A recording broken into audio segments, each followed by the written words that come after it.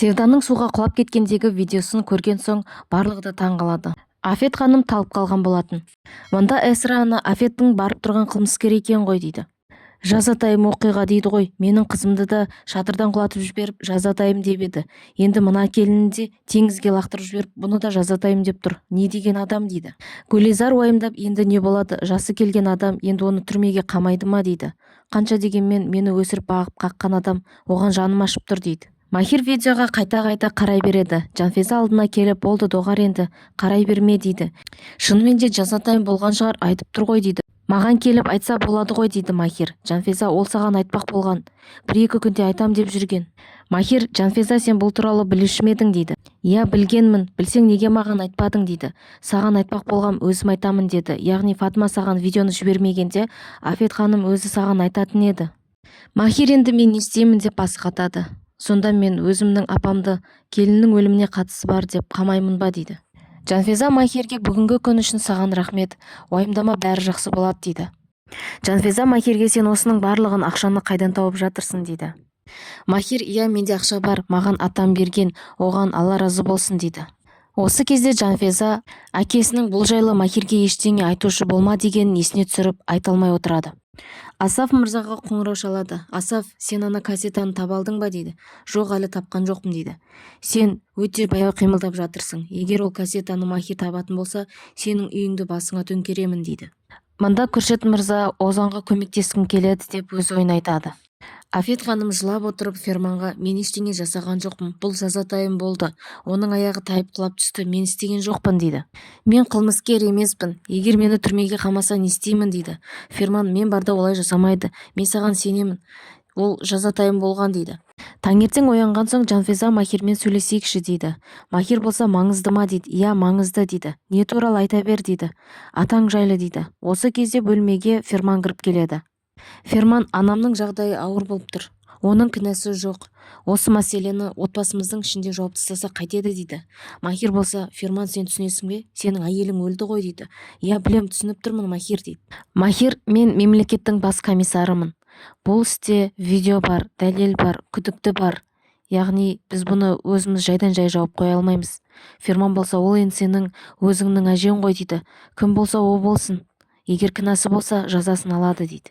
Фелек Жанфизаға, мен үстел үстіне бір флешка қойып кетіп едім. Оны Махир мырза алды ма дейді. Жоқ, көрген жоқпын. Қазір қарап көрейін деп, төсектің астынан флешканы алып Жанфизаға береді. Мында Афет ханым, мені түрмеге апарып қамайсың ба дейді. Жоқ, сені ешкім түрмеге апарайын деп жатқан жоқ. Барасыңда тергеу бөліміне барып, мән-жайды айтып түсіндіресің дейді. Махир, егер мен түрмеге түссем өмір сүре алмаймын дейді. Махир, қорықпа дейді. Ферман, қорықпа дегенің не? Тергеу бөлімшесіне алып бара жатқан жоқсың ба? Көріп тұрсың ғой видеода жазатайым болғанын дейді. Жазатайым болса да қолымызда видео бар дейді Махир. Ферман болса, видео сенің қолыңда ғой, алда өшіре салсаңшы, өлген адам өлді ғой дейді. Видео менен өшкенмен Фатмадан өшпейді ғой дейді. Ферман ол әйелдің жазасын берсін дейді. Иә жазасын берсін, бірақ біз дұрыс жолда келе жатырмыз. Барамыз, мән-жайды айтып түсіндіреміз дейді. Махир, менің шаруаларым шығып қалды, сендер өздерің бара беріңдер дейді. Жанфиза жаңағы флешканы алып, Асаф мырзаның бөлмесіне барып, оның ноутбугіне салып көреді. Флешканың ішінде Махирдің әкесінің видеосы екен. Оны қарап жатқан кезде Асаф мырза есіктің артынан байқап қояды. Флешканы ұрлап кеткен адам Жанфиза болды ғой дейді. Күршет мырза Озанның қызын алып, әкесіне алып барам деп жиналады. Мында Хандан Озанды да, Сарені де звондап ала алмайды. Ол кезде Саре Махирмен кездесу үшін бөлімшеге барады. Мында Асаф мырза Жанфизаға, Жанфиза, жүр менімен кеттік дейді. Қайда барамыз дейді. Махир сені күтіп отыр, мен сені соған алып барамын дейді. Сөйтіп екеуі бірге шығып кетеді. Оларды Сүрия ханым байқап қояды. Тергеу бөлімшесіне барып, Афет ханым барлық мән-жайды айтып түсіндіреді. Ферман, анамның жасы үлкен, көріп отырсыз, қолымнан келген жасадым дейді. Өзі видеода да барлығы көрсетілген дейді. Осы кезде Салихтың алдына Саре келеді.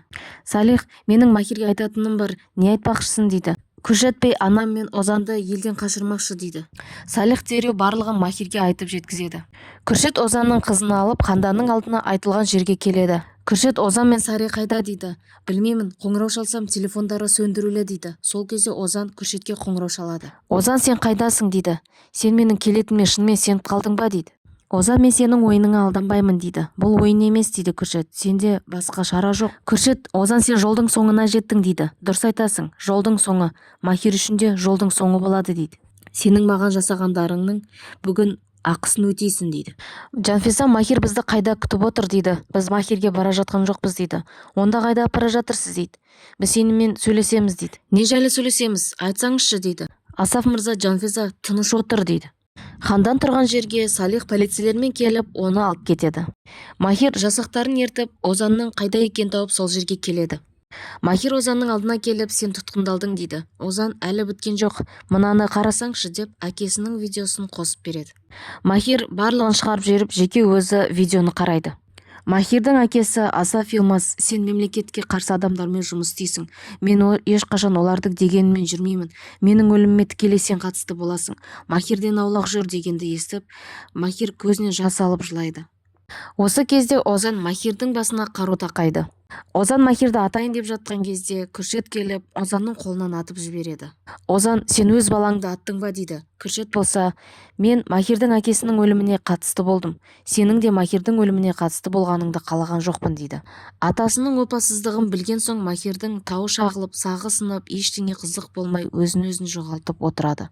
Мында Асаф мырза Жанфизаға, Афет дұрыс айтқан екен. Сен біздің өмірімізге келіп, бүкіл нәрсенің астан-кестеңін шығардың дейді. Сенің білмеуің керек нәрселерге қол сұқтың дейді. Сүрия ханым Махирге қоңырау шалып, Жанфиза мен Асаф мырзаның үйден шығып кеткендігін айтады. Осы кезде Махир Жанфизаның таңертең маған атам жайлы бір нәрсе айтпақ еді ғой деп есіне түсіреді.